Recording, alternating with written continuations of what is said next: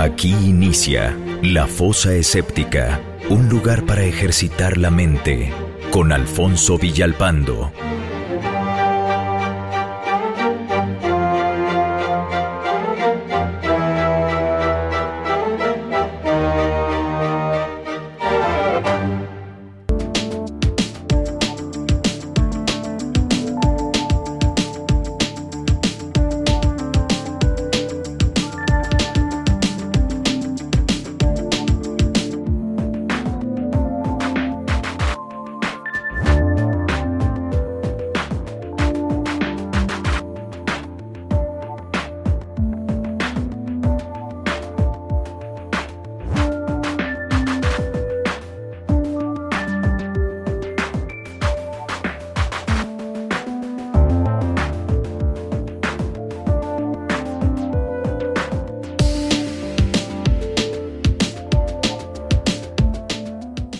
Hola amigos de La Fosa Escéptica, bienvenidos a este episodio número 174.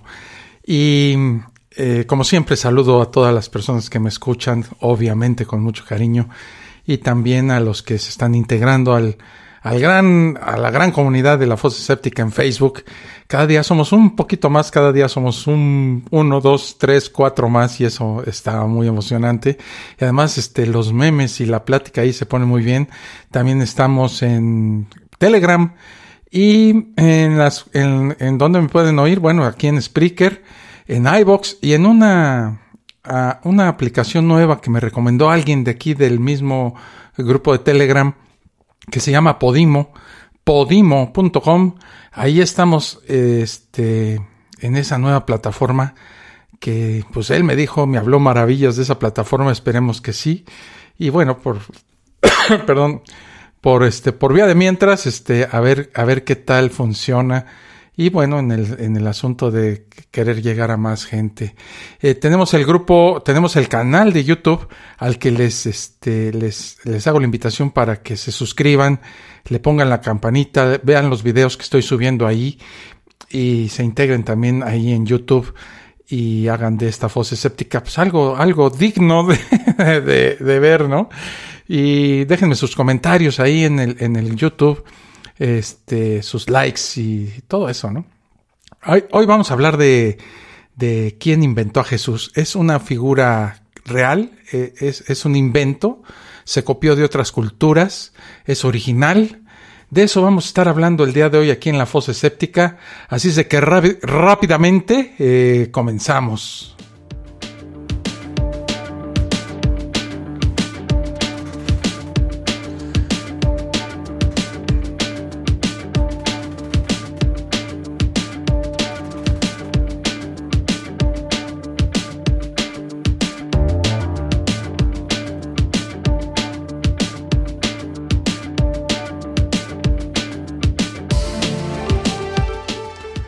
Bueno, pues Pablo de Tarso, también conocido como Saulo entre la mafia romana, inventó el Cristo divino en sus epístolas escritas alrededor de los años 50 de la era común y que preceden cronológicamente a los 4 evangelios canónicos, aunque en la Biblia estos aparezcan primero.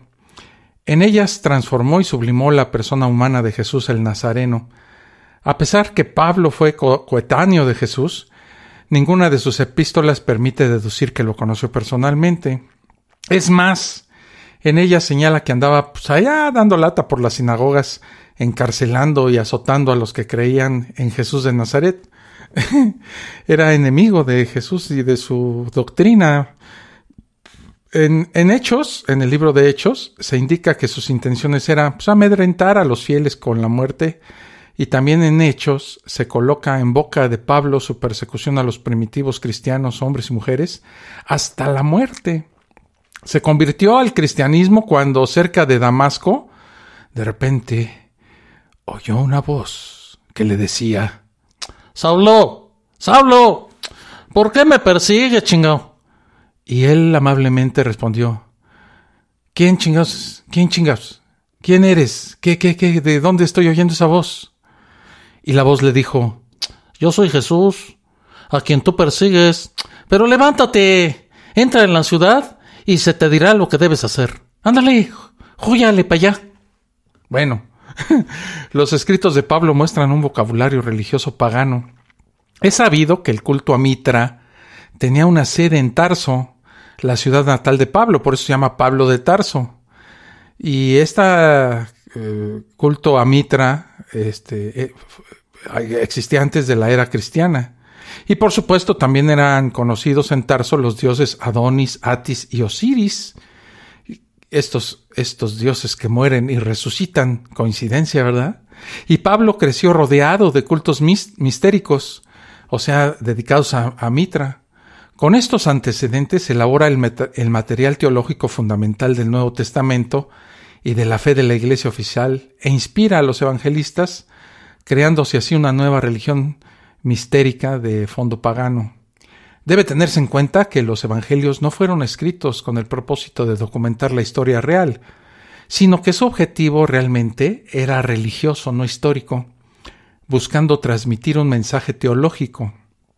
El historiador imparcial debería de reconocer que la extendida presencia actual de Cristo y sus iglesias no se debe a Jesús el Nazareno, sino fundamentalmente a Pablo de Tarso y su mito del Cristo divino, que murió para redimir a la humanidad por voluntad de su Padre Dios.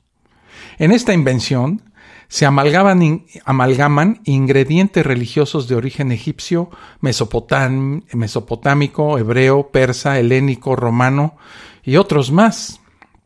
Vamos a analizar en detalle algunos hechos históricos y revelaciones que las doctrinas cristianas dan por ciertos y toman como propios. Por ejemplo, vamos a hablar de la creación del universo. Bueno, para los egipcios las divinidades crearon el universo por un proceso complejo. El Noún, infinita extensión líquida primordial, existe desde antes que el universo fuera creado. Es oscuro, inerte y desorganizado. El pasaje al estado estructurado se produce a partir de un área sólida en su superficie. La creación del universo responde a la poderosa diosa Neit, la más antigua deidad egipcia, también llamada Net, Noanet o Nit, definida como madre de todos los dioses, que surgió del Noún, de esta amalgama infinita de extensión líquida, para crear todo lo que existe. Neit fue adorada desde el Egipto predinástico, alrededor del 6000 años antes de la Era Común, hasta el fin del imperio, aproximadamente en el año 30 de la Era Común. Según Plutarco, historiador, biógrafo y filósofo griego, en el templo dedicado a esta diosa en Sais, estaba escrito de ella: «Soy todo lo que ha sido, lo que es y lo que será», apareciendo como la fuerza más poderosa del universo. Tenía que ser mujer, ¿verdad? De acuerdo con el Heródoto, historiador y geógrafo griego del siglo V antes de la Era Común, Neit, esta superdiosa, era la creadora y conservadora de todo. ¿Cuál es la diferencia con el Dios cristiano? Más tarde, la mitología romana enseña que en un principio solo existía el caos y posteriormente llegó el Hacedor del universo, que dio orden y creó todo lo que después existió, incluyendo a los dioses y a los astros que pronto se ubicaron en el cielo. Exactamente lo mismo que la diosa Neit egipcia. Algo para pensar, ¿verdad? Vamos a hablar ahora de la creación del hombre y la mujer. Recorriendo la historia del hombre se observa que casi todas las culturas tienen su propio mito de la creación del ser humano, y en la mayoría de los casos hay asombrosas similitudes con la creación de Adán y Eva. Vamos a ver algunos casos pero muy anteriores al cristianismo. Nuwa, así se llama, Nuwa, es una diosa de la mitología china. Pasó un tiempo recorriendo un mundo bello pero sombrío en cuanto a vida. Se sentía sola, triste, ávida de compañía con sentimientos y pensamientos propios. Un día, esta mujer Nuwa, la diosa de la mitología china, se detuvo en un río sacando puñados de barro. Ahí, a la orilla del manantial, se dispuso a dar forma a un ser dotándolo de cabeza, brazos y piernas, para que de esa forma pudiera andar. Cuando terminó de moldear estas figuras, le gustó el resultado y miren, sopló con fuerza le sopló vida dentro de estas figuras de barro, haciendo que los nuevos seres despertaran y comenzaran a moverse a su alrededor, llamándola madre y bailando para ella. ¿Cómo ven? Ask, así se llamaba, A-S-K, Ask y Embla, fueron los dos primeros seres humanos creados por los dioses en la mitología nórdica. Un día, Odín y sus hermanos, Ve y Vili, andando ahí por la orilla del mar, se encontraron con dos árboles, el fresno, al que llamaron Ask, y el olmo, al que llamaron Embla, cuyas formas caprichosas parecían humanoides. Los dioses contemplaron en silencio y asombrados esta madera inerte. Odín, percatándose del uso que se le podría dar, los dotó de almas. Vili les concedió el movimiento y los sentidos, y Ve contribuyó con sangre y una complexión saludable.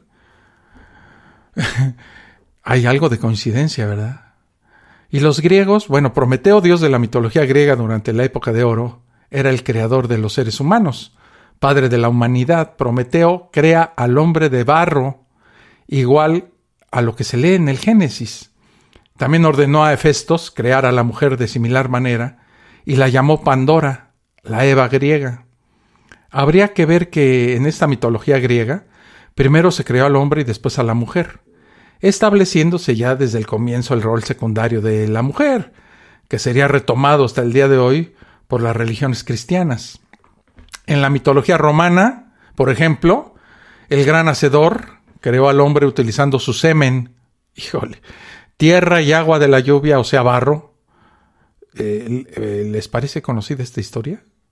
En la mitología azteca, aquí en lo que hoy es México, Tezcatlipoca, rojo, Tezcatlipoca, negro, Quetzalcóatl y Huitzilopochtli, los 4 hijos de los primeros dioses, Tonacatecutli y Tonaxicuatl, perdón, pero mi náhuatl no es muy bueno, se reunieron para poner orden en el universo. Crearon el fuego y también al primer hombre, al que llamaron Oxomoco, así, Oxomoco. Algo les ha de haber hecho para que lo llamaran Oxomoco. Y le enviaron a labrar la tierra. Después crearon a Zipactonal, la primera mujer, a la que mandaron a hilar y a tejer.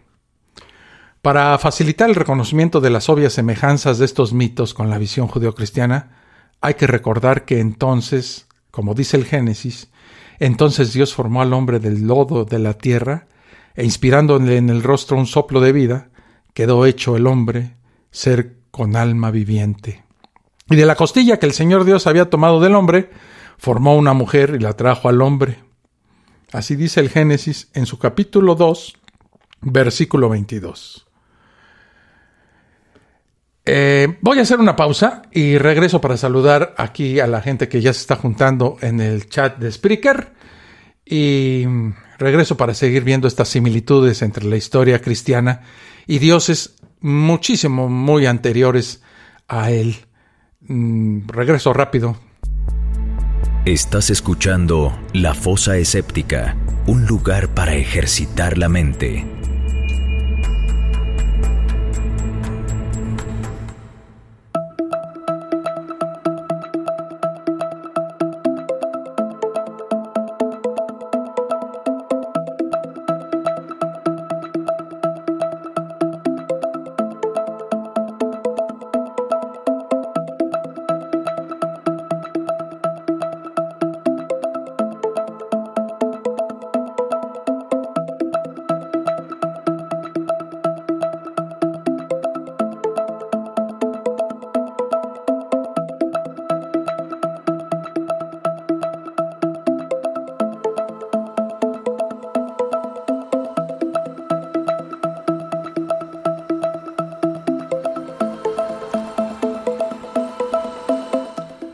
Ya regreso aquí a la Fosa Escéptica y me da mucho gusto saludar a Javier Alcaraz Rocher. Dice, buenas noches, hermanos en Cristo. De verdad que son muy simpáticos ustedes. Jesús no lo inventó nadie. Casi todo el berenjenal que hay, victorias con los evangelios sobre él, solo lo hubieran inventado a alguien, la historia sería más... Si lo hubiera inventado a alguien, la historia sería más sólida. Solo son cuentos que han contado como le han salido de la pirula a los autores. Y dice, donde digo victorias, quería decir historias. Ah, bueno, entonces ya hizo la aclaración, mi estimado Javier. Pues sí, la verdad es que esta figura de Jesús y de Dios, pues es el resultado de miles de años anteriores al nacimiento de Jesús, al supuesto nacimiento de Jesús, y que los cristianos aprovecharon, tomaron en el clásico copy-paste bíblico, ¿no? Dice Pablo Llorens, al cual saludo afectuosamente, dice, buenas noches Alfonso y amigos de la Fosa Escéptica, un tema interesante el de hoy, les mando un gran abrazo recibido y devuelto con muchísimo más aprecio, mi estimado Pablo. Vamos a hablar ahora de la vida eterna, el cielo, el infierno y el demonio. Los antiguos egipcios creen en la vida eterna, una sobrevida gloriosa para la que deben identificarse con el dios Osiris. Al morir el individuo, distintas entidades se liberan del cuerpo que las retenía. El espíritu de los cristianos, el alma, ¿verdad? Su vida eterna depende de la preservación del cadáver y del nombre del difunto. Como coincidencia, la Iglesia Católica no aprueba la incineración. La cartografía egipcia del más allá comprende ciertos lugares donde el difunto goza sin cesar de placeres y alimentos en un marco idílico, concepto que los historiadores comparan con el paraíso. Pero también hay zonas tenebrosas, subterráneas, muchas de ellas llenas de fuego, cuidadas por terribles guardianes, comparables al infierno. El destino del muerto en la mitología egipcia está supeditado a un enjuiciamiento complejo y severo por el tribunal de Osiris, donde el difunto debe proclamarse inocente de toda acción contraria al orden social, moral y cósmico, instaurado por los propios dioses. Los cadáveres son enterrados en una tumba estructurada, sobre la que se erige una pequeña capilla con textos grabados en la piedra. ¿Ven la similitud con los cementerios cristianos? Para muchos investigadores, en el zoroastrismo se apuntan por primera vez algunos importantes conceptos para religiones posteriores, como los del cielo, el infierno, el día del juicio final o la diferencia entre ángeles y demonios. Es decir, se introduce el dualismo en el ámbito de las religiones. La noción del infierno cristiano es equivalente al gran foso de Tártaro, una gran prisión fortificada rodeada por un río de fuego llamado Flegetonte, que pasó a ser el calabozo de las almas condenadas. Al Eleim de la mitología nórdica, que se define como un mundo tenebroso y es morada de Hela, la diosa encargada de torturar las almas de los que no merecían la salvación eterna, el Averno de griegos y romanos, que era un cráter que se creía era la entrada a los infiernos, y en general al inframundo de otras religiones. La idea del diablo y sus legiones de demonios procede de la región pagana persa y se plasmó en el Antiguo Testamento justamente en la época de dominación persa. La bajada a los infiernos de las divinidades era un tema del que el cristianismo no prescindió. Había adquirido gran importancia en la creencia antigua de la inmortalidad, tal como lo encontramos en los mitos egipcios, babilonios y helenos. Ya en el tercer milenio antes de Cristo, se conocía en Babilonia una bajada a los infiernos de Ishtar. En el siglo XIV, antes de la Era Común, se documenta la bajada del dios Nerga I, que asalta a los infiernos y vence a sus ejércitos, lo que genera un terremoto como en la bajada de Cristo. También en la bajada a los infiernos de Heracles hay muchos elementos comunes con Cristo. Como él, también Heracles quería traer la luz a los muertos desfallecidos y librarlos de la cárcel. Y el Pitágoras histórico bajó al Averno, ¿sí? Tras estos ejemplos, una carta falsificada a nombre de Pedro permitió a Jesús bajar también a los infiernos para salvar a los condenados. La subida al cielo también era muy conocida por los dioses paganos. Como ejemplos están Heracles, Atis, Mitra, Enoc, Moisés y Elías, por mencionar solo algunos. ¿Y qué me dicen del diluvio universal? Es un diluvio que es copia de muchas otras historias de grandes inundaciones universales. De Prometeo, por ejemplo, nació un hijo, de Deucalión. Este gobernó las regiones de Ptía y se casó con Pirra, hija de Epimeteo y Pandora, que fue la primera mujer modelada por los dioses.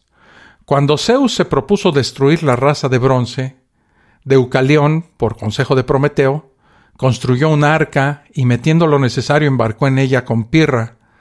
Y Zeus, arrojando torrentes de lluvia desde el cielo, sumergió la mayor parte de la Hélade para destruir completamente a los hombres. También en la religión mazdeísta ya se habla de un diluvio universal, de una arca en la que se salvaron una pareja de animales de cada especie y una familia. ¿Les recuerda algo esto? Pasemos ahora a otro asunto: la virginidad de María y la concepción divina. Estos conceptos han hecho correr ríos de tinta, No se debe confundir. En esto de la virginidad hay dos clasificaciones, la A y la B. Así las puse. ¿La A cuál es? Bueno, la virginidad de una mujer que se ha mantenido virgen, sin ningún contacto sexual con hombres, y que queda fecundada sin tener esa relación sexual, se puede decir que tuvo una concepción virginal de origen divino. ¿Y cuál es la B? Pues la virginidad de una mujer casada, por lo tanto habiendo tenido relaciones sexuales por lo menos con su marido, y que queda fecundada sin eyaculación intravaginal de su esposo. Este es el término científico, ¿verdad? El término coloquial es, pues la verdad es que no se la echó al plato. Cosa bastante difícil de determinar en aquella época, ¿verdad? Solo se puede decir que ha tenido una concepción divina. ¿En cuál de las dos categorías ubicamos a María? ¿Tenía relaciones con José? Pues aparentemente sí, porque muchos historiadores creen que Jesús tenía hermanos. Si aceptamos eso, entonces no necesitamos nada más para comprender que Jesús no nació de una virgen. La discusión se centra entonces en si su nacimiento fue a consecuencia de una concepción divina o no. Pues esta cuestión no es superficial, ya que es preciso conocer la situación de María si queremos remontarnos a las religiones que originaron su mito. Pero esto no es fácil, ya que en el caso de muchos nacimientos de dioses paganos, pues no queda muy claro esta dualidad en su concepción. Cuando se dice nació de una virgen, ¿a cuál de las dos situaciones se está haciendo referencia? Voy a tratar, aunque no sé si lo voy a lograr, aclarar lo más posible este punto. En primer lugar, es necesario recordar lo que determinan los dogmas cristianos. La perpetua virginidad de María es el segundo dogma mariano de la Iglesia Católica. Por eso es tan importante hablar de esto, definido en el Concilio de Letrán en el año 649 de la Era Común, según el cual María fue virgen antes, durante y después del parto y no tuvo otros hijos. Santo Tomás de Aquino, del cual ya hablamos en alguna fosa escéptica, enseñó que María parió sin apertura del útero y sin perjuicio para el himen. O sea, nunca tuvo relaciones con José. Pinche José. Que María concibió a Jesús sin intervención de varón se afirma en los evangelios de Mateo y Lucas, que dice, por ejemplo, lo concebido en ella viene del Espíritu Santo, dice el ángel a José. Y a María que pregunta, ¿cómo será eso? Pues yo no conozco varón. Y el ángel le responde, el Espíritu Santo vendrá sobre ti y el poder del Altísimo te cubrirá con su sombra. Así es de que tú, flojita y cooperando. Con respecto a José, la Iglesia dice que su amor a María era tan grande que no echaba en falta manifestaciones sexuales. Háganme favor. Pobre José, lo ponen como, o bien como impotente, o bien como un pendejo, porque, pues, ¿cómo se les ocurre que, pues, un tipo que está casado no tiene relaciones sexuales con su mujer y que, pues, a la verdad no echaba de menos tener sexo con su mujer? El Concilio Vaticano II ha refrendado estas afirmaciones, destacando que María no conoció varón. O sea que la Iglesia consideró siempre como verdad de fe la virginidad de María y la castidad total de su esposo José. A este solo se le invita a aceptar su papel de esposo y su misión paterna con respecto al niño Jesús. O sea, la Iglesia enseña que José, esposo de María, jamás la tocó. Difícil de creer, ¿no? Sin embargo, esta aseveración oficial de la Iglesia está muy cuestionada.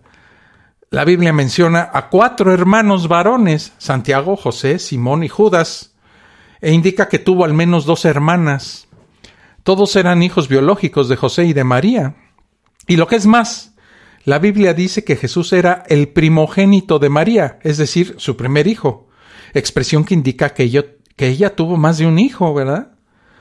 Muchos exégetas católicos creen actualmente sin problema que Jesús tuvo hermanos y hermanas de sangre y que la virginidad de María, más allá de algo físico, es su total transparencia y disponibilidad al plan de Dios. O sea, cuando se les cuestionan estas cosas tan importantes a los religiosos, empiezan a hacer maromas continuas, a dar unos saltos y unos recovecos, a inventar cosas, y dicen, bueno, ok, sí, María tuvo más hijos, pero su virginidad no dependía de eso, dependía de su total transparencia y disponibilidad al plan de Dios. ¿Qué fregados, qué demonios, para decirlo en términos bíblicos, qué demonios significa eso, ¿verdad? Por lo tanto, es muy difícil catalogar a María dentro de uno de los dos grupos que mencioné, el A y el B, ¿verdad? Entre las concepciones virginales completas paganas se encuentra la madre de Perseo, semidios de la mitología griega, hijo de Zeus y de un mortal, la mortal Dánae, hija de Acrisio, rey de Argos. Un oráculo, fíjense la similitud, un oráculo había anunciado a que moriría a manos de su propio nieto. Para evitarlo, Acrisio hizo encerrar a su hija en una cámara subterránea de bronce con una guardia permanente para impedir que tuviera trato con ningún varón, que no tuviera sexo, pues, para que no naciera un hijo que matara a Acrisio, ¿verdad? Sin embargo, Zeus, como era más vivo que Acrisio, se transformó en una lluvia de oro, o sea, the golden rain, que cayó sobre Dánae desde el techo y la dejó embarazada. Pinche Zeus. A la hora de que tenía ganas de sexo, él se convertía en lo que fuera. Perseo es un ejemplo reconocido incluso por los primeros cristianos como nacido de una virgen. Las gotas de oro que caen del techo a la vagina de Dánae es un hecho muy similar a la sombra del Espíritu Santo que fecundó a María. No hay ninguna diferencia. Más que María fue una cosa como de zoofilia porque se le echó al plato una paloma y Zeus agarró la onda de decir, bueno, pues me voy a convertir en Golden Rain para embarazarla a Dánae. Neit es otra de las diosas de las que quiero hablar. Se creó a sí misma a partir de su propio ser y dio a luz a Ra, sin jamás haber sido tocada por una contraparte masculina. Es la diosa eternamente virgen que no necesita de una pareja para procrear. Ra era el dios del cielo, dios del sol y del origen de la vida, y responsable del ciclo de la muerte y de la resurrección. También en este grupo entraría Isis, según el famoso mito de Osiris, esculpido en las mismas pirámides, asesinado y resucitado como inmortal del vientre de Isis con el nombre de Horus, que describe a Dios fecundando a su madre en su noche de bodas. Por tanto, se presupone virginidad previa, disfrazado de su esposo antes que llegue su verdadero marido. Ni en las más truculentas telenovelas, ni en La Rosa de Guadalupe, se ha visto una historia tan jalada de los pelos como estas.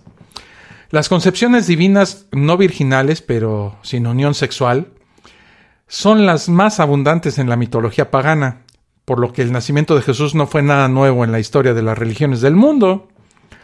Los nacimientos de una virgen eran tan conocidos en la antigüedad que los principales padres de la Iglesia adoptaron el concepto para el nacimiento de Jesús. Como ejemplo, podría mencionar los casos de Hefesto, creado directamente en el útero de Hera, de Dionisio, a quien su madre Semele concibe del dios Zeus, de Krishna, el dios hindú que no nació de la conexión sexual entre su madre Devaki y su padre Vasudeva, que era, ¿qué creen? ¿A qué creen que se dedicaba Vasudeva, el papá de Krishna? Era carpintero, sino que fue Krishna fue transferido mágicamente desde el corazón de Vasudeva al útero de Devaki. Asclepio, dios griego de la medicina, era hijo del dios Apolo y de la mortal Coronis o Corónide. También habría héroes y figuras históricas como Rómulo y Alejandro Magno, que se cree fueron concebidos por dioses con mujeres terrenales. El teólogo evangélico alemán Wilhelm Boset, miembro de la Escuela de la Historia de las Religiones, especializado en la búsqueda del Jesús histórico, dice que esto es tan claro y evidente que no se necesita acumular citas ni referencias de los hijos de dioses nacidos milagrosamente de una mujer no fecundada. La misma historia de miles de años antes la toma la religión cristiana, católica, apostólica y romana para inventar a su superhéroe. Y con este cuento han engañado a miles de millones de personas. Voy a hacer una pausa y seguiremos hablando de cómo la religión católica hace el copy-paste de otras tradiciones y culturas para generar la propia. Así es de que, pues, ya regreso. Estás escuchando La Fosa Escéptica, un lugar para ejercitar la mente.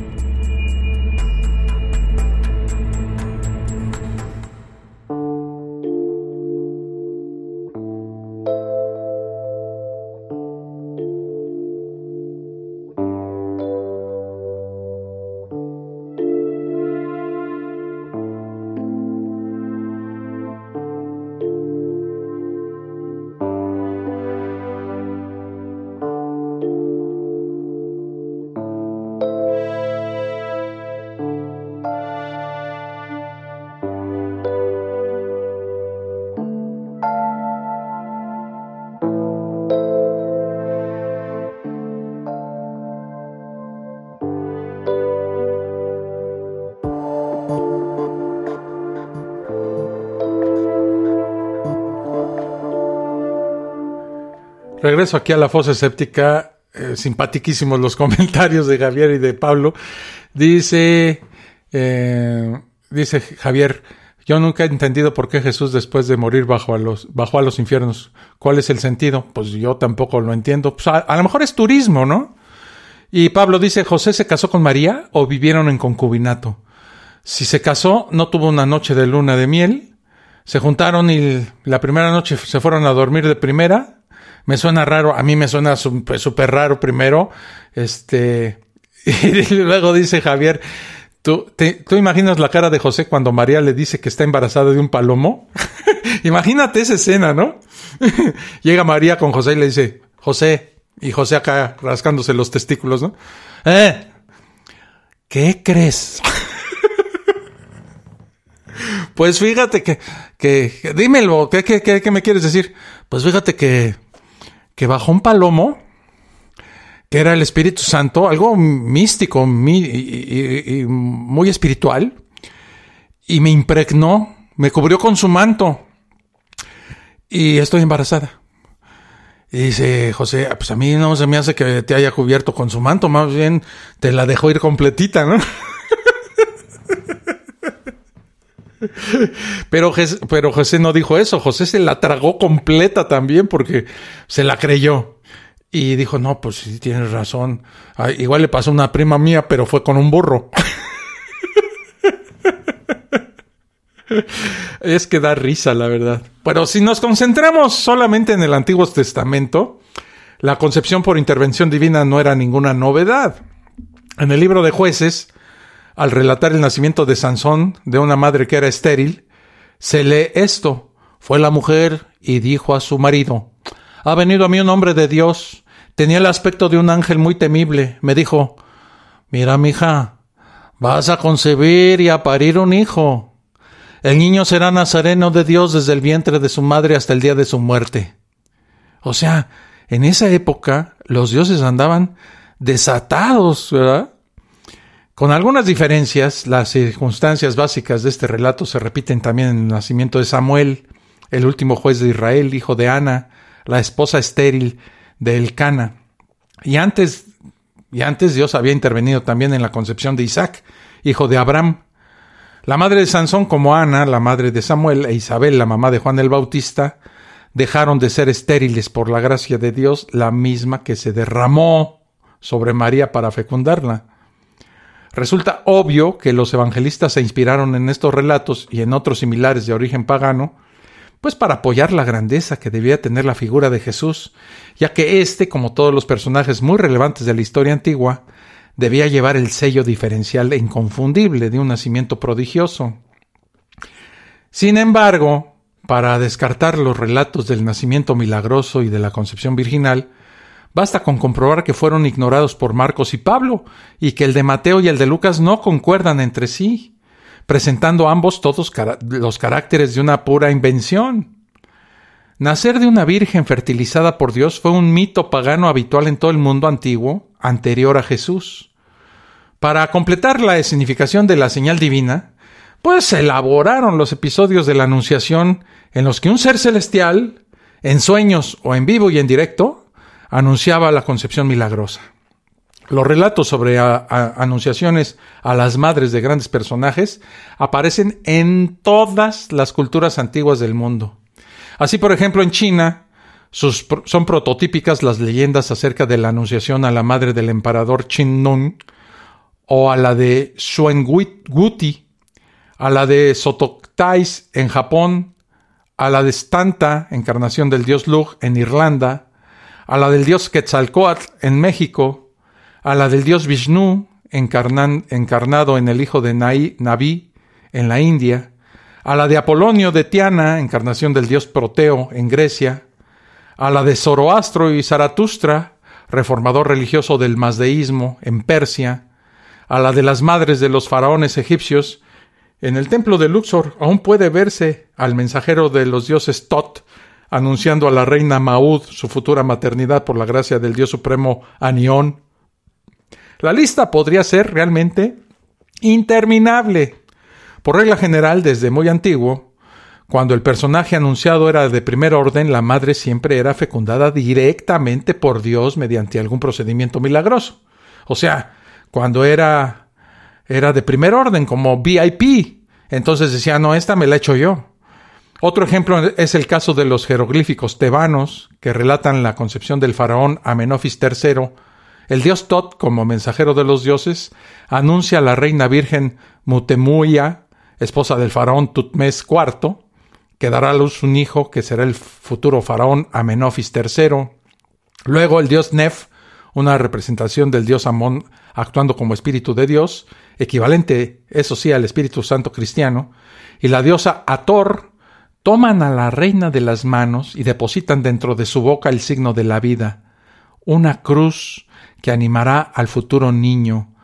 Finalmente el dios Nouf, otra representación del dios carnero Amón, el Señor de los Cielos, en su papel de ángel, que penetra en la carne de la Virgen, adoptando el rostro de Tutmés IV, fecundará a Mutemuia, y aún bajo el aspecto de Nouf, modelará al futuro faraón y su cuerpo astral en su torno de alfarero. Este relato mítico egipcio, como el resto de sus equivalentes paganos, es más barroco que el cristiano, pero todo lo esencial de este ya aparece perfectamente dibujado en aquel. El exponente escrito más antiguo que se conoce de los embarazos virginales aparece en la leyenda caldea de la concepción del gran rey de Babilonia, Gilgamesh, nacido de la hija virgen del rey Sácaros, encerrada por éste en una torre. Esta historia es bien bonita porque, miren, la encierra en una torre para evitar el oráculo amenazador, pero fecundada por el dios supremo Shamash, que llegó hasta ella en forma de rayos del sol. Así, casi todos los fundadores de dinastías de Asia Oriental fueron presentados como nacidos de virgen, que a fin de cuentas era la forma más gráfica de hacerse reconocer como verdaderos hijos de Dios. O sea, si tú quieres ser Dios, tu mamá tiene que haber sido virgen cuando te tuvo. Yo no califico. ¿Alguno de ustedes sí? ¿Podríamos tener un nuevo Dios entre nosotros? Según refiere la tradición del pueblo tártaro, Ulano, así se llamaba, su primer rey, nació de una virgen, y al famoso fundador del imperio mogol Genghis Khan se le hizo descendiente de uno de los 3 hijos habidos por la virgen Alancaba, embarazada de trillizos por un resplandor que después de envolverla la penetró por la boca. Hijos de su madre. Y luego se quejan que uno vea porno. El emperador Wang Ting fue concebido cuando una gran luminaria celeste se detuvo sobre el vientre de su madre y 2 hombres celestes se aparecieron a su lado portando sendas cazuelas de incienso. Muchos grandes personajes, ya fueran reyes o sabios, como por ejemplo los griegos Pitágoras o Platón, o aquellos que devinieron el centro de alguna religión y que acabaron siendo adorados como hijos de Dios, Buda, Krishna, Confucio, Lao Tse, fueron mitificados para la posteridad como hijos de una virgen. Y Jesús, aparecido mucho después que ellos, pues no iba a ser la excepción, ¿verdad?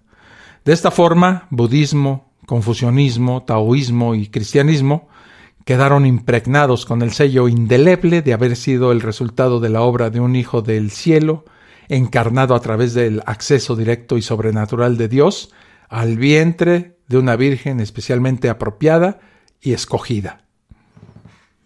El parecido de las leyendas entre unos y otros es tan profundo como lo resalta la anécdota referida en el siglo XVIII por el padre Agustino Giorgi, un notable experto en orientalismo, que dijo así: «Cuando observé que este pueblo ya poseía un Dios bajado del cielo, nacido de una virgen de familia real y muerto para redimir al género humano, mi alma se turbó y permanecí muy confuso.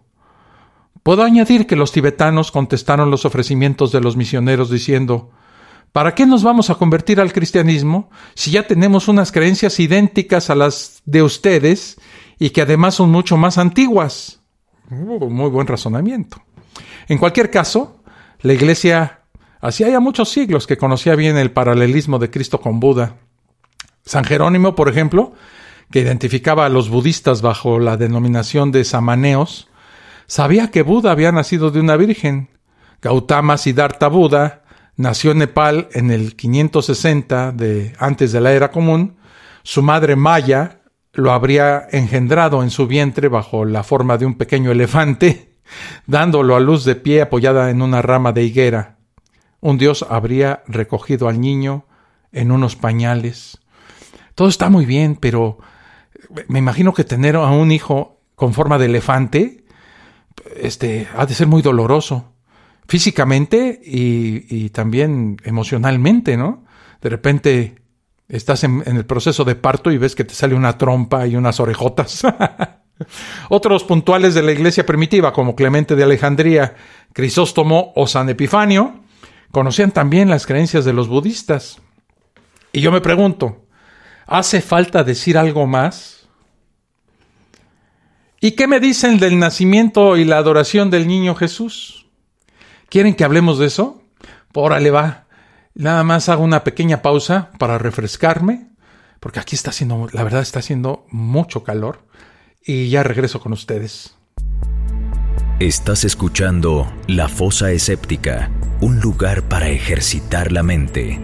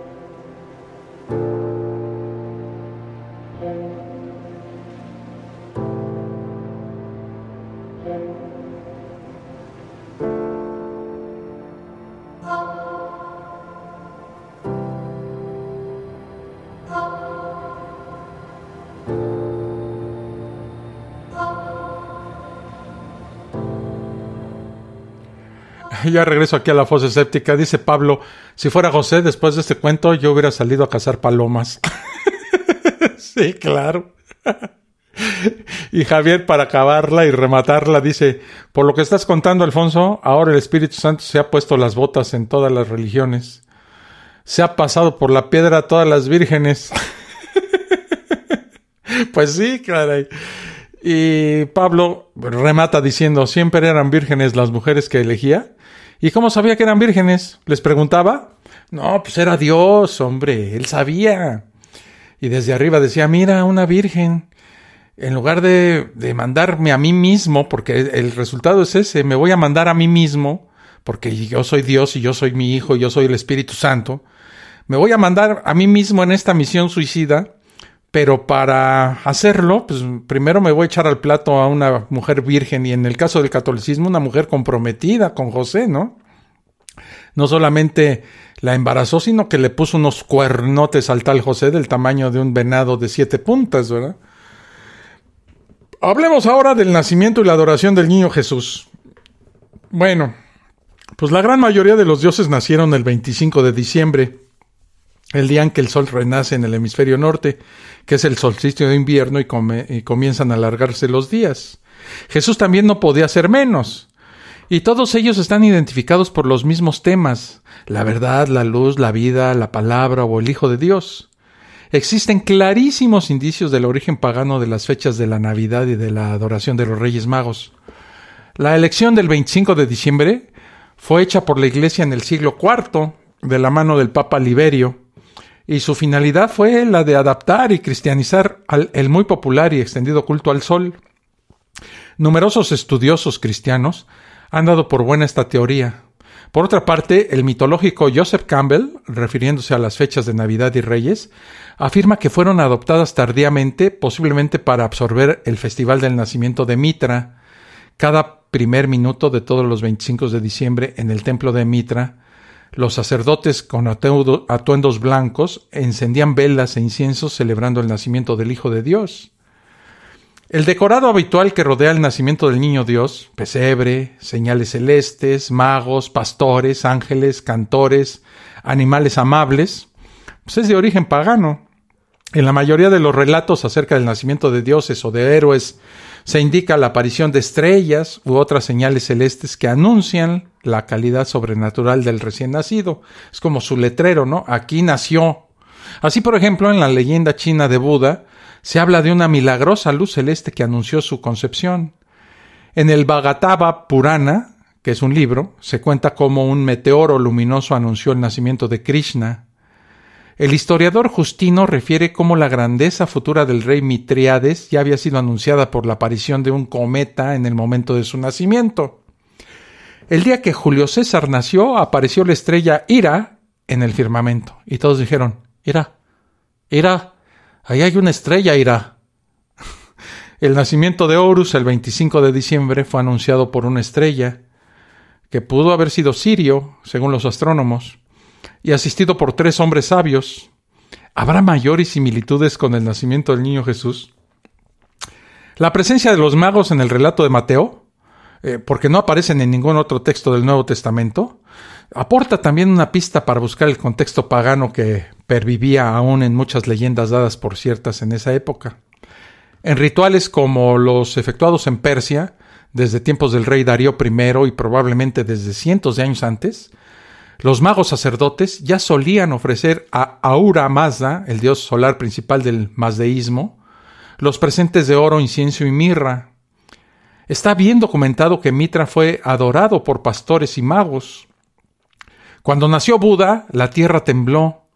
Oleadas de lluvias perfumadas y de flores de loto cayeron de un cielo sin nubes, mientras que los devas, o sea, las divinidades resplandecientes, equivalentes a los ángeles y arcángeles católicos, cantaban en los aires: «Hoy ha nacido Buda sobre la tierra para dar paz y alegría a los hombres, para expandir la luz por los rincones oscuros y para devolver la vista a los ciegos».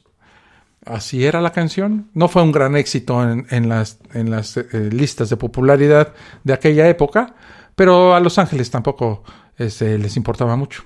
En el momento del nacimiento de Krishna, todos los devas, estos ángeles, dejaron sus carros en el cielo, ahí en el ballet parking, y haciéndose invisibles, fueron hasta la casa de Mathura, en la que estaba por nacer el niño divino, y se pusieron a cantar alabanzas en honor de Krishna. Aunque nadie los vio, según la leyenda, todo el mundo pudo oír sus cantos. Además le regalaron oro, incienso y mirra. Durante el nacimiento de Confucio, aparecieron 2 dragones en el aire por encima de su casa y 5 venerables ancianos que representaban a los 5 planetas conocidos entonces. Entraron en la habitación del parto a honrar al recién nacido. Imagínense 2 dragones y 5 venerables ancianos adentro de un cuarto, donde estaba realizándose un parto. Y una música armoniosa llenó los aires y una voz proveniente del cielo exclamó: «Este es el Hijo del Cielo y el Divino Infante, y es por él que la tierra vibra en melodioso acorde». De un contexto pagano se originó la bella estampa, popularizada por los belenes navideños, del buey y el asno adorando y calentando al niño Jesús acostado en el pesebre. La tradición de los animales adoradores y auxiliadores de personajes extraordinarios, pues la encontramos también en culturas anteriores al cristianismo. Se observa desde la cercana leyenda romana de Rómulo y Remo, ¿se acuerdan de ella? Fundadores de Roma, amamantados por una loba, hasta las leyendas esparcidas por toda Asia que reproducen tradiciones antiquísimas como las de Chumong en Corea, Tongming en Manchuria o Heuzhi en China. De este último, Heuzhi, por ejemplo, se cuenta que su dulce madre lo trajo al mundo en un pequeño establo al lado del camino. Los bueyes y corderos lo calentaron con su aliento. Acudieron a él los habitantes de los bosques, a pesar del rigor del frío, y las aves volaron hacia el niño como para cubrirlo con sus alas. ¿Alguna similitud al respecto? ¿Y qué me dicen de la persecución de Jesús y la matanza de niños? Incluso este hecho, que podría haber sido obviado por Pablo de Tarso y los evangelistas, tiene origen pagano. Supuestamente Herodes mandó matar a todos los niños que había en Belén y pueblos aledaños de 2 años para abajo. Esta leyenda, como el resto del mito evangélico sobre Jesús, pues es falsa y también está tomada de antiguas tradiciones paganas. Les pongo de ejemplo la descripción de una parte de la leyenda del nacimiento de Krishna, octava encarnación de Vishnu, segunda persona de la Trinidad brahmánica. Los astrólogos, o un diablo según otra versión del mito, habían pronosticado a Kansa, el tirano de Mathura, que un hijo de su hermana Devaki le arrebataría la corona y le quitaría la vida, por lo que el soberano ordenó la muerte de su sobrino Krishna tan pronto naciera. Pero gracias a la protección de Mahadeva, el gran dios o Shiva, pudo ser puesto a salvo por sus padres con la colaboración de la familia de su fiel servidor Nanda, un pastor de vacas. Cuando se enteró de la desaparición del recién nacido, el rey Kansa ordenó la matanza general de cuantos niños varones habitaran en su reino, siendo asesinados todos menos el divino Krishna. El origen de la historia cristiana también pudo proceder de Oriente, el lugar donde fue redactado el Evangelio de Mateo hacia el año 90 de la era común.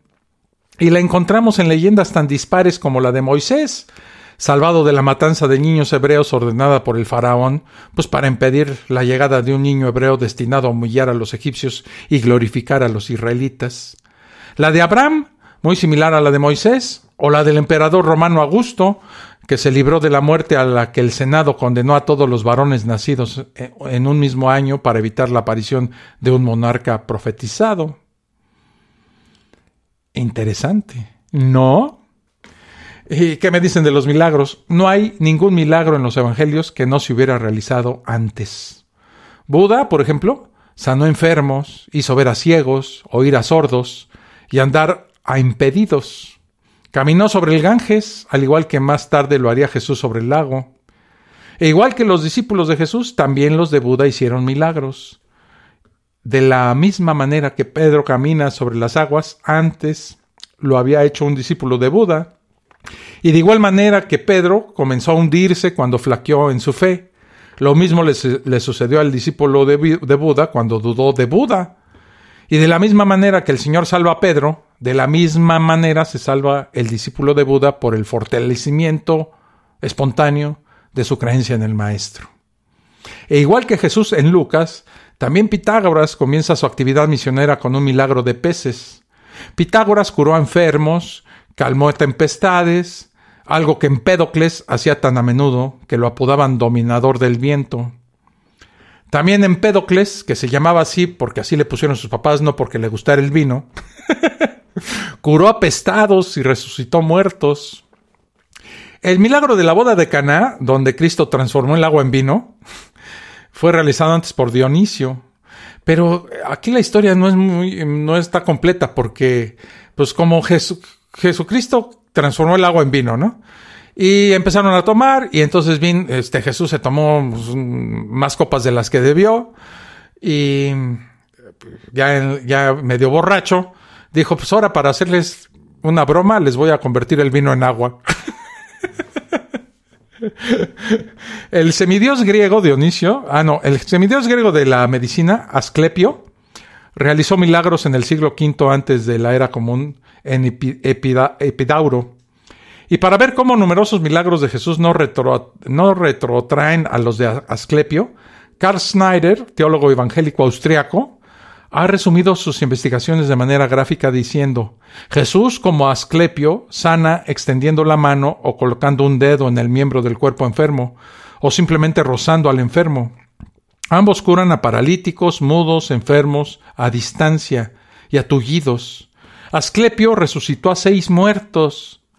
Los historiadores de la religión han demostrado ya desde hace tiempo que en la literatura antigua hay numerosos equivalentes con las historias milagrosas evangélicas, que éstas concuerdan en estilo y contenido con las narraciones profanas de milagros, y que en su mayor parte es muy posible el origen pagano de las leyendas en el Nuevo Testamento de milagros.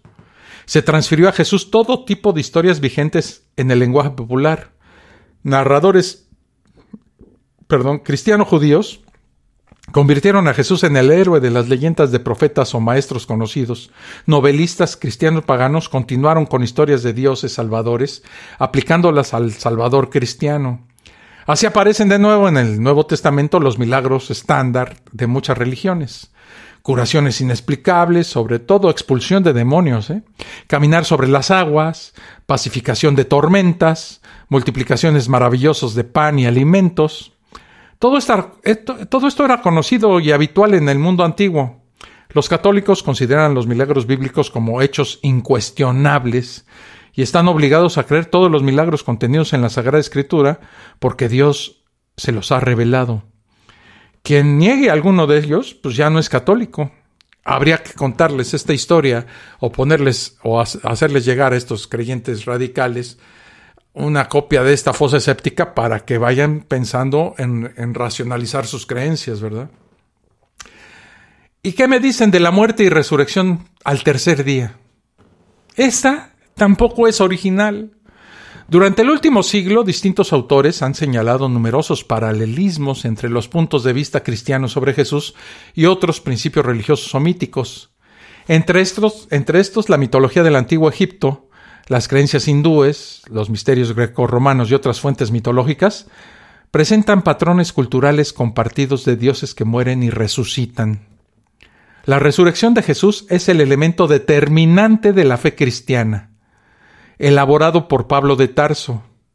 No solo es la resurrección en sí, por obra divina, sino también el hecho que alguien, Jesús, anuncia en vida que va a resucitar. El milagro de los milagros, la propia resurrección, era una proeza que los hombres divinos, tanto los mitológicos como los históricos, superaron repetidamente con éxito. Los dioses que mueren y resucitan eran un fenómeno frecuente en esos tiempos en las religiones occidentales y del Asia Menor, pero no en otras como las de la antigua China. Tan comunes eran que el autor eclesiástico Orígenes afirma en el siglo III que el milagro de la resurrección no aporta nada nuevo a los gentiles y no puede por ello resultarles escandaloso. Entre los dioses más conocidos que resucitaron están, fíjense, Dionisio, Heracles, el babilonio Tamuz, Adonis, Atis y en cierta forma Osiris. Algunos dioses de la antigüedad resucitados al tercer día fueron Horus de Egipto, Mitra de Persia, Krishna en la India y Atis en Frigia. Es notable la tradición budista que dice que una fuerza misteriosa abrió la tumba de Siddhartha, que es Buda, y este fue ascendido al nirvana. Según los expertos en religiones comparadas, este mito influyó decisivamente en el judaísmo y por su intermedio en el cristianismo y el islamismo. Ausonius, una forma de Baco y equivalente a Osiris, era muerto en el equinoccio de primavera, el 21 de marzo, y resucitaba a los 3 días. ¿Qué tal? Vamos a hacer una pequeña pausa y regreso y resucito para seguir con la fosa escéptica. Estás escuchando La Fosa Escéptica, un lugar para ejercitar la mente.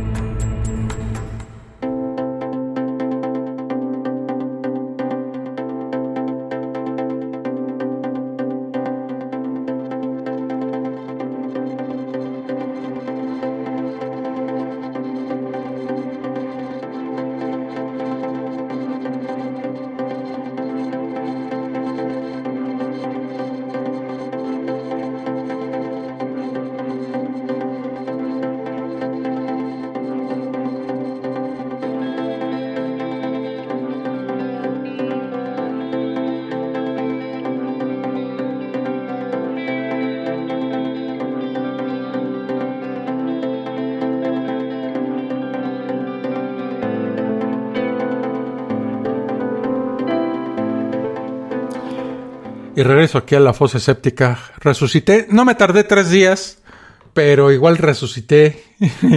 Dice Pablo, siempre eran virgen. Bueno, eso ya lo leí. Dice, no entiendo cómo pudieron saber cuál era el Hijo de Dios al nacer, guiados por una estrella.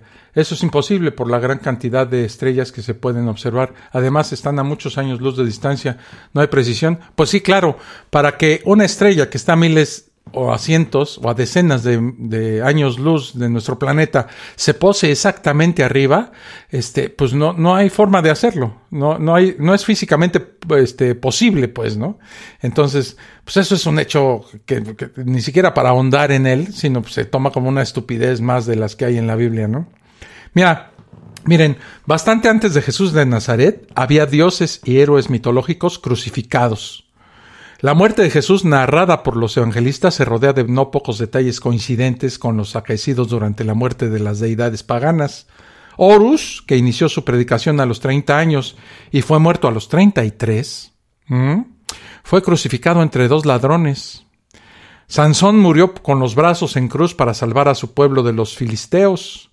Mercurio, a quien 500 años antes de nuestra era se veneraba ya como intercesor de los hombres y que en tiempos de Jesús era honrado como Salvador del mundo, encomendó su espíritu a su Padre, expresándose además casi en los mismos términos que, si creemos en el Evangelio de Lucas, se habría pronunciado Jesús. Dionisio, de adulto, muere crucificado. Sus fieles lo adoran en la cruz sobre un altar con vasos de vino. Según el teólogo Hermann Reschke, pastor protestante alemán, la crucifixión de Jesús es una forma desarrollada de la crucifixión de Dionisio. El castigo que recibe Prometeo por parte de Zeus se asemeja en sus representaciones al que se produce en el Calvario y la crucifixión de Jesús. La conexión entre la pasión y el sacrificio del Nazareno por la humanidad y lo que sufre Prometeo, benefactor de la humanidad, parece inspirar a los artistas cristianos un modelo a seguir. Prometeo parece jugar con un papel de vínculo entre los dioses y los hombres, entre el cielo y la tierra, similar al jugado por Jesús en el cristianismo. Ambos conocen su destino y lo aceptan en pro de la salvación de los humanos. Ambos corren una suerte similar.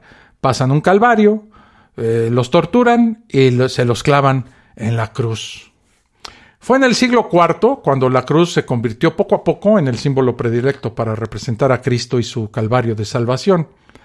Desde el sueño del emperador Constantino hacia el 312, que precedió a su victoria guerrera, y el descubrimiento de la verdadera cruz de Cristo en Jerusalén en el 326 por Helena, la madre del mismísimo Constantino, de la cual ya hablamos en una fosa escéptica anterior, la atención de los cristianos hacia la cruz pues fue creciendo, ¿verdad? Además es muy fácil de hacer.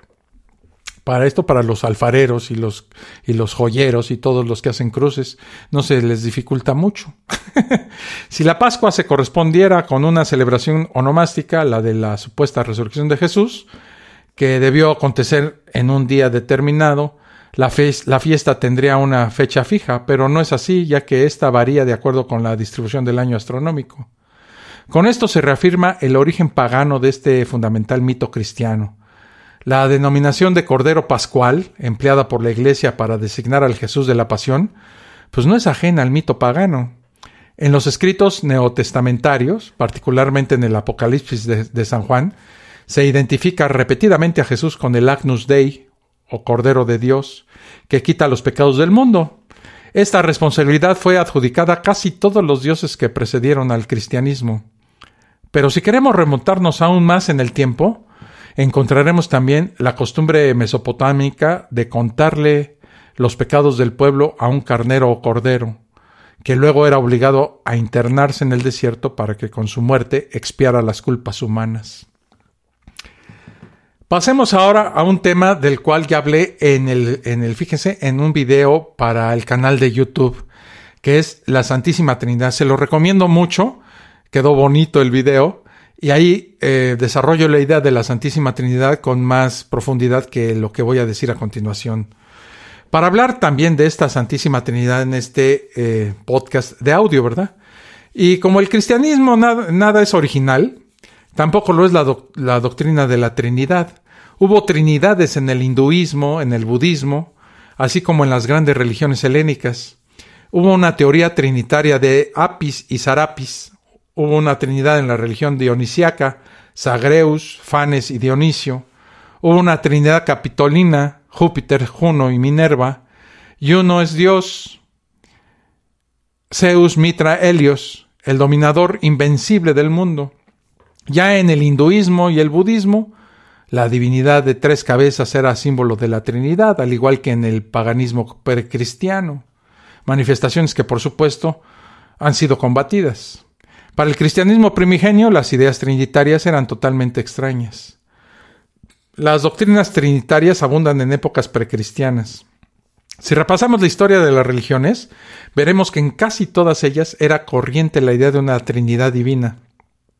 Los panteones trinitarios fueron una de las características de la religión del antiguo Egipto desde unos 3000 años antes de la aparición del cristianismo.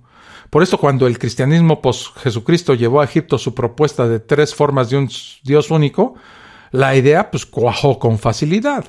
El sistema cosmogónico menfita se componía de la tríada Ptah, creador de dioses y hombres, Sekhmet era la esposa, y Nefertem, que era el hijo. La tríada tebana era Amón, Mut, que era la esposa diosa del cielo, y Jonsu, que era el hijo. La tríada osiriaca era Osiris, Isis, que era la esposa, y Horus, que era el hijo. Los babilonios y caldeos veneraban las 4 grandes dioses formados por 3 divinidades masculinas y una femenina que era virgen, aunque reproductora. Esta primitiva trinidad masculina estaba integrada por Bel, que era el señor del mundo, padre de los dioses y el creador, Ea, forjador del destino, señor del abismo, dios de la sabiduría y del conocimiento, y Anu, que era rey de ángeles y espíritus, gobernador de los dioses y la tierra. Según la teogonía del Hesíodo, la primitiva trinidad helénica estaba compuesta por Ouranos, que era Urano, Gaea y Eros. La Trimurti o trinidad hindú está compuesta por Brahma, Vishnu y Shiva. Una tríada más antigua de origen persa fue la de Varuna, Indra y Naatia. Estas trinidades tuvieron una influencia decisiva a la hora de construir un misterio central para la entonces aún joven religión cristiana. El aura de Jesús y los santos. Todos hemos visto en todas las iglesias a las que nos hemos metido la personificación o la representación del Dios con un aura o corona en su cabeza. Otro resto de la simbología pagana presente en el cristianismo es la aureola que rodea la cabeza de Cristo, de sus apóstoles y de los santos cristianos más destacados. El aura aparece ya en las representaciones iconográficas de los fundadores y figuras relevantes de las religiones precristianas. Adornaba las cabezas de los dioses en Egipto, Isis, Ra, que era dios del sol, en Persia, en Grecia Apolo, en China Taiyang Shen, deidad solar, en el Tíbet, Japón, en la India Buda y sus principales discípulos. Aún hoy en día, en los templos rupestres de las cuevas de Ellora, en el estado indio de Maharashtra del norte, puede verse la figura de Indrani, la esposa de Indra, el principal dios de la India en la antigüedad, sosteniendo en sus brazos al niño dios Sol y llevando ambos alrededor de sus cabezas un halo similar al de la Virgen y el niño cristianos. También con la cabeza aureoleada se representa en antiguas pinturas al niño Krishna siendo amamantado por su madre Devaki. En las culturas antiguas, además de un reflejo de la gloria celeste representada por el sol, el nimbo era un símbolo de realeza. Y así lo tomaron también los primitivos artistas cristianos, que representaron con halo áureo no solo a Cristo y los santos, sino también a los llamados emperadores cristianos, como Trajano, Antonio Pío, Constantino y Justiniano, tal como puede verse en las monedas y medallas de la época. Otro elemento que fue copiado de culturas y de creencias ancestrales muy anteriores al cristianismo es el concepto del bautismo y la Eucaristía. El culto a Mitra tenía en su liturgia el bautismo o purificación mediante el agua para ingresar a esa religión y la confirmación posterior. El bautismo cristiano incorporado, instituido por Pablo de Tarso en su epístola a los romanos, es a todas luces inspirado por su predecesor mitraico. También hay antecedentes en el Antiguo Testamento. La narración bautismal más antigua proviene de Isaías. La perplejidad y la incomodidad que reflejan los testimonios evangélicos sobre el bautismo de Jesús son patentes. ¿Por qué se bautizó Jesús? ¿Quién era San Juan Bautista? ¿Era primo de Jesús? Supongamos por unos minutos que este personaje, Jesús, existió. En Marcos se menciona a Elías y a Juan Bautista como posibles precursores del Mesías. Existía una cofradía del Bautista que no solo incitaba a los judíos a practicar la virtud, la justicia y la piedad, sino que también los enardecía y exaltaba con su fogosa palabra.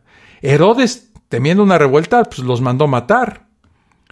El ritual de comerse a un dios es muy antiguo y la creencia en la unión con él mediante su comida y bebida pues es muy conocida en la historia de las religiones.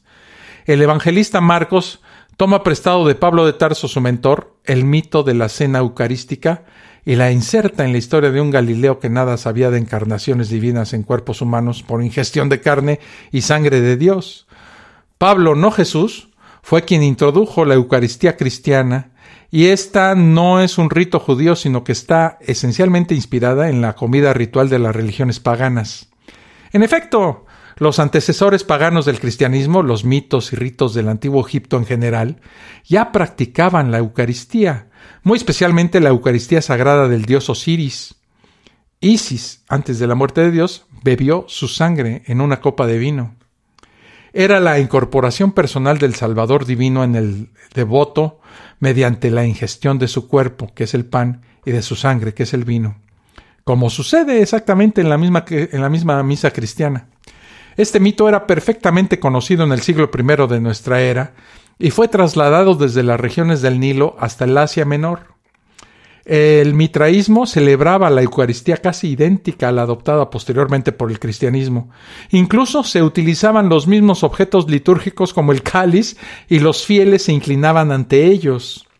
Este rito era central en el culto a Mitra, con forma y fórmulas verbales iguales a las que acabaría adoptando la Iglesia cristiana.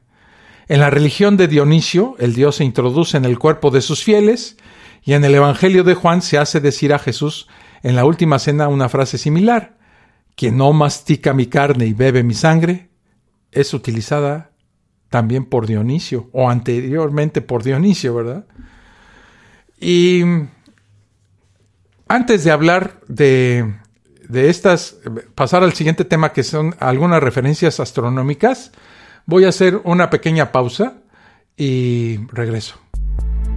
Estás escuchando La Fosa Escéptica, un lugar para ejercitar la mente.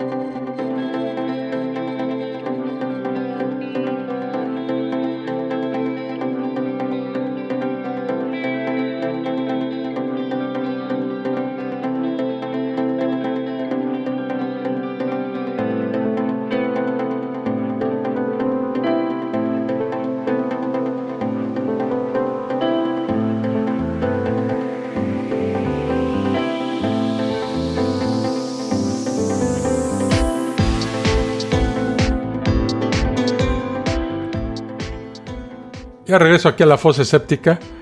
Y me da gusto que sigan aquí platicando Javier y Pablo. Me dice Javier, yo entiendo por qué Dios ha dejado de mandarnos a su hijo. Joder, no hace más que crucificarlo. Coño, estate quieto. Pues sí. Y dice Pablo, yo no mandaría a un hijo para que lo crucifiquen. Y soy omnisciente y todo lo sé. Sí, todo lo sé, dice Pablo. Interesantes. Ojalá con la misma frecuencia con la que mandan mensajes aquí en el chat lo hicieran en el grupo de Facebook, porque son imperdibles estos comentarios de ustedes. Espero que se pongan las pilas y que dejen más comentarios como estos tan simpáticos en nuestro grupo de Facebook, al que los invito, a los que no están todavía, a integrarse. Bueno, ya que estamos en los comerciales, pues suscríbanse al canal de YouTube y así ayudan muchísimo a la fosa escéptica. Bueno, ¿cuáles son estas referencias astronómicas? Es que es muy interesante estudiar algunos datos astronómicos cuyo conocimiento parecería aportar un nuevo significado a fechas, símbolos y personajes de muchas de las creencias paganas y del cristianismo. La estrella de Oriente que anunció el nacimiento de Jesús y otras deidades se corresponde con la estrella Sirio. El 24 de diciembre esta estrella se alinea con las tres Marías del cinturón de Orión, conocidas en la antigüedad como los tres reyes. Yo ya lo comprobé astronómicamente, soy un astrónomo aficionadísimo, ¿no? Y hay una aplicación para el teléfono celular que si la bajan se llama Skywatch, y con que apuntes el teléfono hacia la estrella que deseas saber qué es, te dice el nombre y la distancia que hay desde la Tierra hacia esa estrella. Y muy cerca del 25 de diciembre, Sirio se alinea con los tres reyes del cinturón de Orión. Es muy interesante comprobar de alguna manera lo que oímos aquí en la fosa escéptica. El 24 de diciembre esta estrella se alinea con las tres Marías, que se llaman desde la antigüedad los tres reyes. Y en mi caso particular, los Reyes Magos. Esa línea apunta directamente al lugar de salida del sol en la mañana del 25 de diciembre. También lo comprobé. Durante el solsticio de invierno, la constelación de Virgen, que es Virgen en latín, se eleva sobre el horizonte dando la sensación de que el sol, como Jesús y otros dioses solares, nace de este signo zodiacal. Esta constelación es representada en el zodiaco por la letra M, que podría ser María, la madre de Jesús, Maya, también la madre de Buda. ¿Son coincidencias? La fecha del nacimiento de Jesús y otros dioses simboliza el resurgir del sol, el principio de una nueva estación. En el hemisferio norte, a partir del solsticio de verano, el sol empieza a moverse hacia el sur. Los días se hacen más cortos y la luz mengua. El 22 de diciembre, el sol llega al punto más bajo en el cielo y deja de moverse hacia el sur. Es el solsticio de invierno. Durante 3 días, 22, 23 y 24 de diciembre, el sol parece que se detiene en la constelación de la Cruz del Sur para empezar a moverse 1 grado hacia el norte el día 25. Vamos a comparar. Jesús y otros dioses mitológicos fueron crucificados. El sol muere en la Cruz del Sur. Estuvieron muertos 3 días. El sol se mantiene quieto 3 días. El paso del sol por las diferentes estaciones del año fue ilustrado por nuestros ancestros paganos con la rueda zodiacal. 12 son los signos zodiacales o meses. 12 son los discípulos con los que Jesús, el sol, viajaba. No pretendo consolidar esto como un argumento en favor de mis ideas, pero sí busco despertar la curiosidad de ustedes, la suspicacia y motivar a la reflexión, indicando lo que los astrónomos y astrólogos saben. Pasemos ahora a las ya conclusiones de esta fosa escéptica, porque ya me alargué más de la cuenta. Espero que les haya parecido tan interesante como a mí. Es que es demasiado. Cuando emprendí la elaboración de esta fosa escéptica, reconozco que no creía que fuera a encontrar tantas similitudes entre los mitos paganos y la cristología cristiana. Los detractores de estas evidencias, que los hay y muchos, solo se limitan a intentar desligar algunos aspectos de su influencia sobre el mito de Jesucristo. El peso de la evidencia es tal que no admite otra interpretación que no sea la de la invención del cristianismo a partir de un cóctel de cultos paganos anteriores. Yo no soy un historiador ni un investigador de las religiones, ni tampoco un astrónomo. Simplemente recopilo para los lectores, o para ustedes, lo que verdaderos historiadores e investigadores han descubierto. Los padres más antiguos de la Iglesia estaban tan afectados por las coincidencias que acusaban a los paganos del robo llevado a cabo contra los cristianos. Pero los misterios paganos precedieron a los cristianos y por lo tanto evidentemente no podía darse el robo ¿verdad? Sin embargo, en el colmo de lo increíble, vean cómo procede Justino Mártir, el padre apologista griego cristiano más importante del siglo II. En sus apologías intenta utilizar cuanto de aprovechable encuentra en el bagaje cultural del paganismo, pero haciéndolo heredero de los conceptos cristianos. Afirma en su segunda apología que cuanto de bueno está dicho en todos ellos no pertenece a nosotros los cristianos. ¿Verdad? De ahí que pronunciar aquella grave frase: por tanto nosotros no enseñamos lo mismo que los demás, sino que todos los demás repiten lo nuestro. Háganme el favor. Con lo que invierte la dependencia. Intenta así resolver uno de los problemas más graves de la teología en su época. Una vez más, estaba en juego lo sobrenatural. El demonio y sus ayudantes habían revelado a los paganos los misterios cristianos ya antes de Cristo. La filosofía de los cristianos, los sacramentos, todo había sido robado por el demonio a los cristianos. Que la creencia actual en el Dios cristiano y en su Jesús, Hijo de Dios, perdura, a pesar de las persecuciones iniciales, sus cismas y otros avatares desde hace 2000 años, pues es un argumento falaz a menudo esgrimido en respaldo de la veracidad de la auténtica y única religión. Parece desconocer que otros mitos, hoy inexistentes, perduraron muchísimo más siglos y luego se extinguieron. Algunos duraron bastante más de 3000 años, como fácilmente se puede deducir de cualquier libro escolar. Y de los aún persistentes, el hinduismo es mucho más longevo. El budismo lleva 500 años de ventaja y el islamismo solo tiene 500 años de desventaja. Perseo, Horus, Zaratustra, Mitra, Baco, pues ya nadie cree en ellos. En el Jesucristo parido por ellos sí. Y lo que es más trascendente, ¿cuánto tiempo más creen que va a durar esta creencia?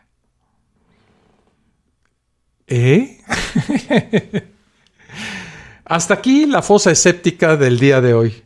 Me da mucho gusto haber platicado con Pablo y con Javier en el chat en vivo aquí en la fosa escéptica en Spreaker.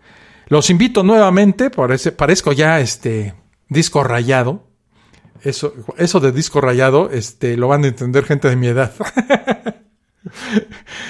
Para invitarlos al grupo de Facebook, para invitarlos al canal de YouTube, a que se suscriban a estos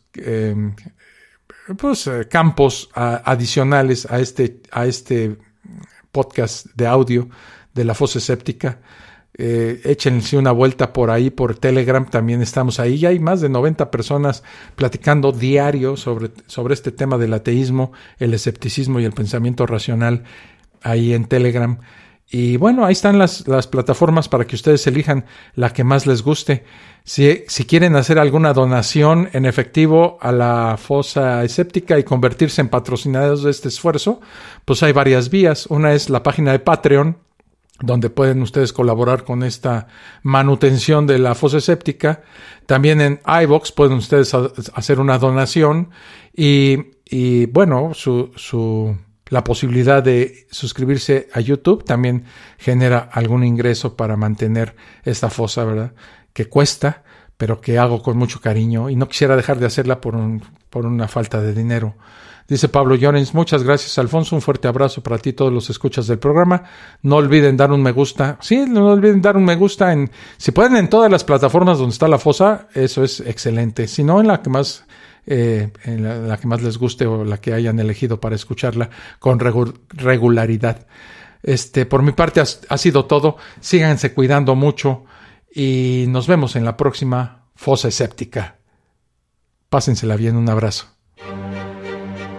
Esto fue La Fosa Escéptica, un lugar para ejercitar la mente, con Alfonso Villalpando.